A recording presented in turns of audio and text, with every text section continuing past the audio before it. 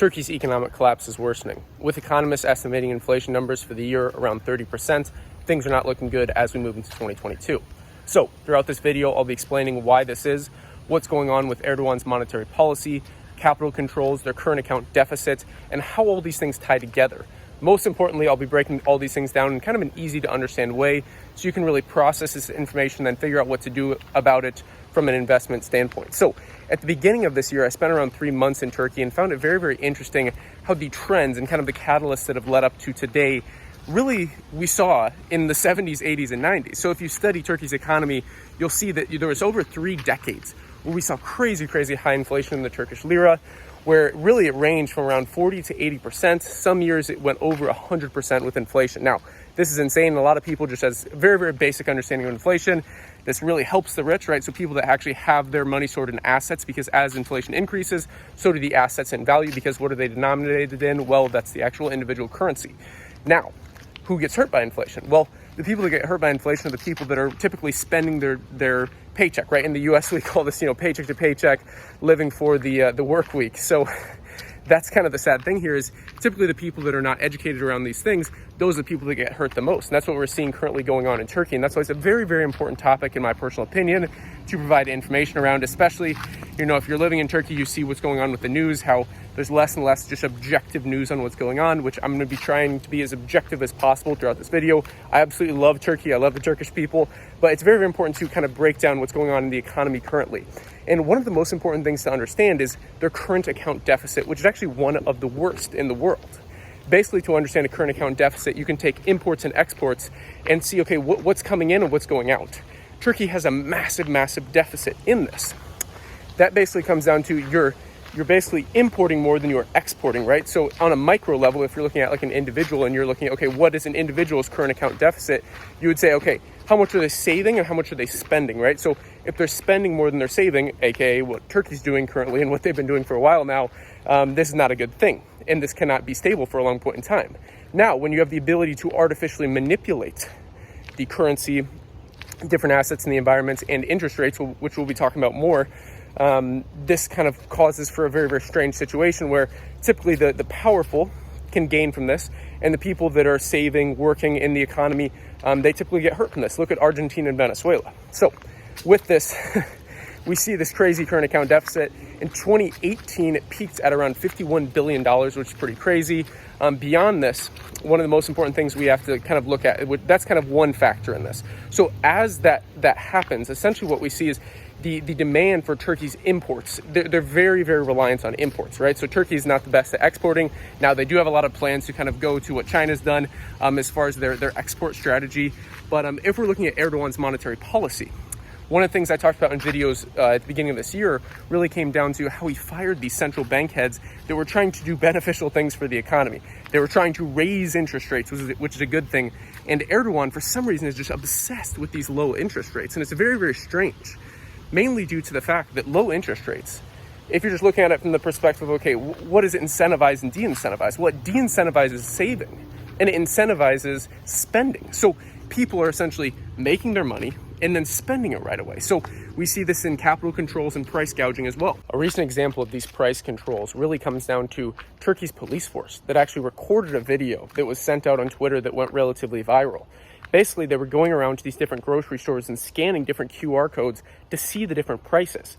And as a free market, you would want a business owner to be able to set their own prices, because in a free market scenario, if the prices are too high, well, someone will just go to another business. Nobody's forcing the Turkish citizens to actually go to an individual store or the other. If you see prices are too high here, you can go there.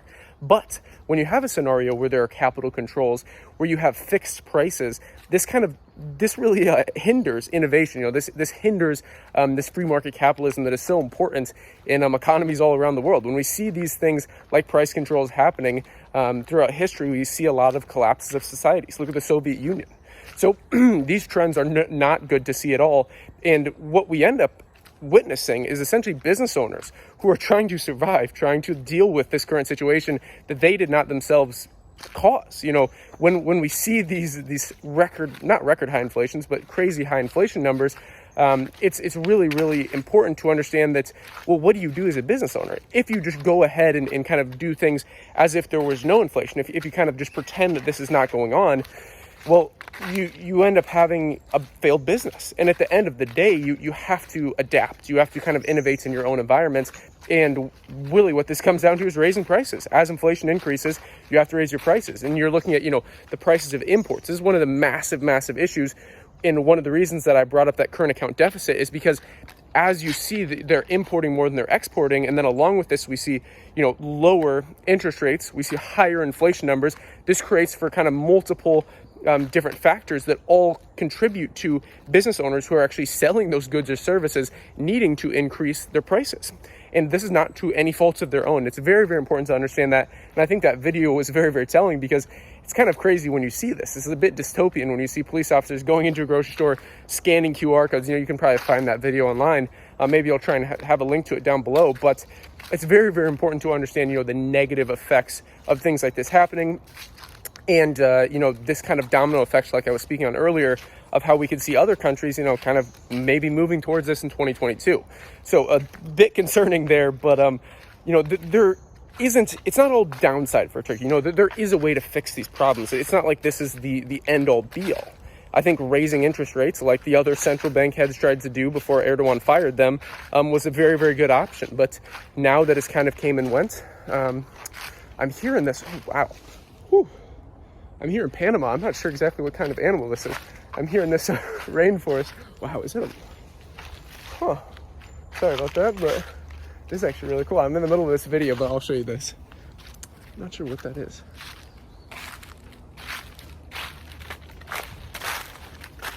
Well, that's a deer over there, but there's some sort of like a lemur type of thing. Sorry, I kind of interrupted the video, but kind of interesting. I'm enjoying Panama so far, but I had to take that little bit of a break. That was interesting. So, like I was saying, basically it comes down to the fact that there are other things you can do to improve the situation.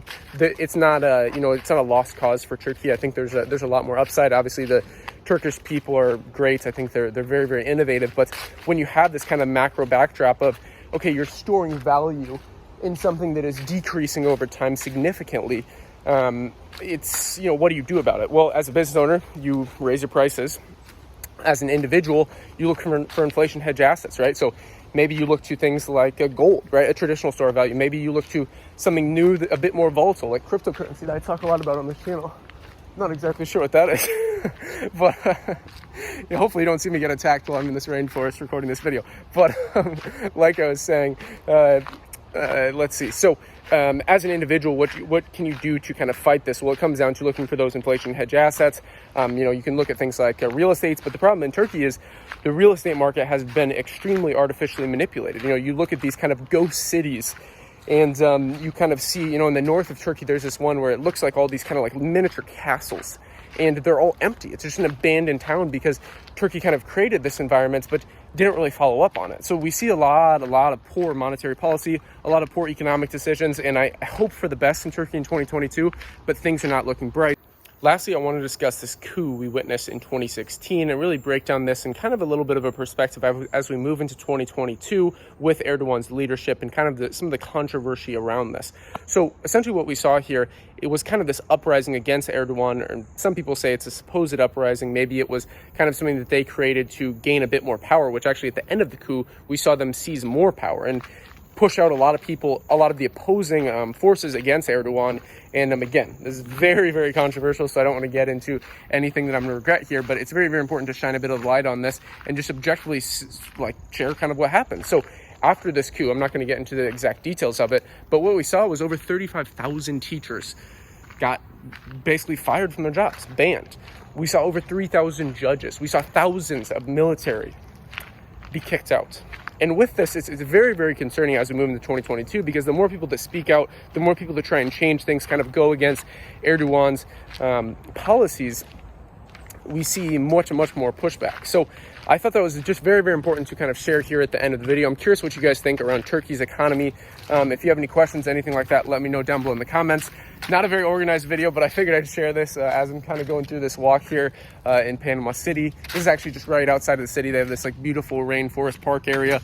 lots of animals, as you saw in this video. That was not planned at all. That kind of scared me a little bit.